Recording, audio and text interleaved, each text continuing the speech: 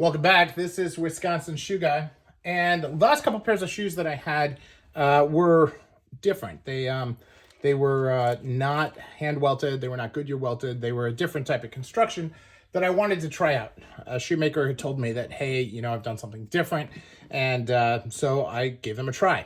Well, this is an example of another shoemaker that has done something really different. They're making hand welted shoes out of India. And a lot of people were asking questions about, hey, well, what's the leather like? How's that going to work? Some of the leather comes from what has always been described in my lifetime as Eastern Europe. So there's a lot of questions, not a lot of answers. So I talked to them, and they were kind enough to get me the shoes and boots at a very good price so that I could take them out for a spin with all of you, and we could try them out. And I see they gifted me this beautiful shoehorn in the box, which is really nice. I'm very excited about that. It's a really nice real horn. They also included a little brush, which is also very cool. And let's take a look. Now, looks like this is actually some polish. That's here as well. All right. This is handcrafted in India. The name of the shoemaker is Blkbrd, and you know, the one of the owners or co-founders, I guess, is in the U.S. and the other is in India in the factory. So they're doing a lot of marketing from the U.S. And as many of you know, I have an emerging shoe brands group that I run, and so wanted to. So he reached out to me via that, and here we go. This is a field boot. And now I don't do a lot of exotic leathers. So this, while it looks like elephant print, is not actual elephant. This is just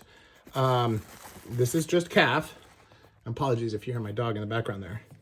And then you can see that this is stitched in a stitch down pattern on the one side with a single stitch on the bottom, as you would expect. Now, this is a private labeled sole.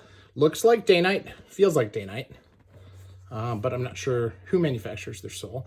You can see the stitch density on the sole is pretty wide, standard for you know, most of your entry-level brands, and these are priced pretty well for you know, handmade, quote-unquote handmade shoes.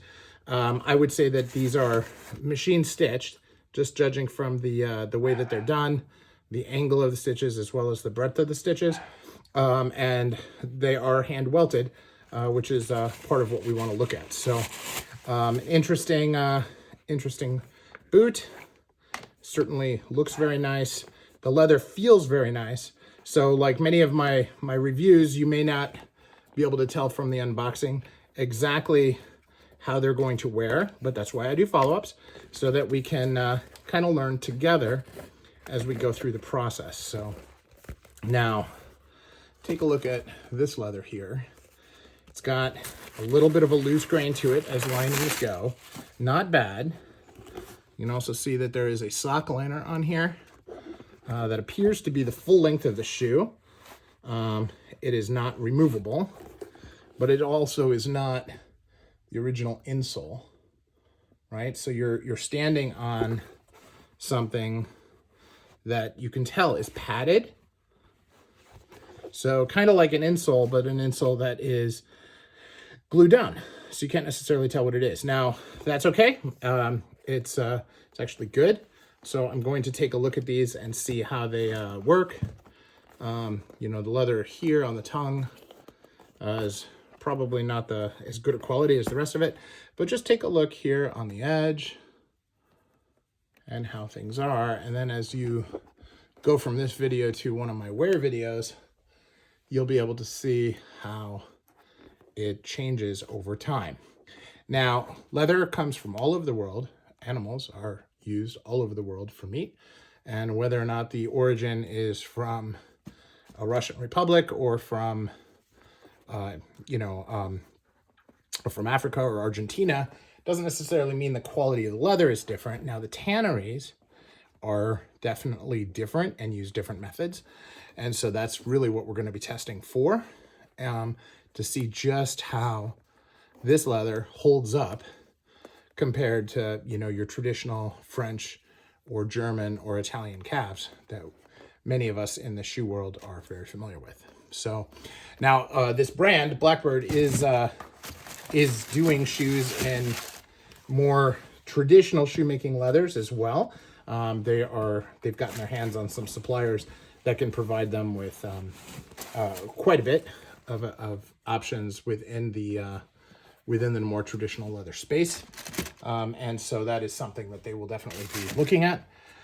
But for the meantime, let's take a look at what they have and decide together what we think of it. So this is our first pair of Blkbrd boots. I have actually 4 that are coming into unboxings here in the next few days because I wanted to try different styles, different constructions, different leathers.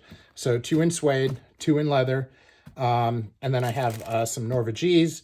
This is obviously Stitchdown, and a traditional hand welted, as well as a seamless pair, so that we can explore this together and see what you think of these really interesting and very cost-effective hand welted shoes and boots. Thanks all.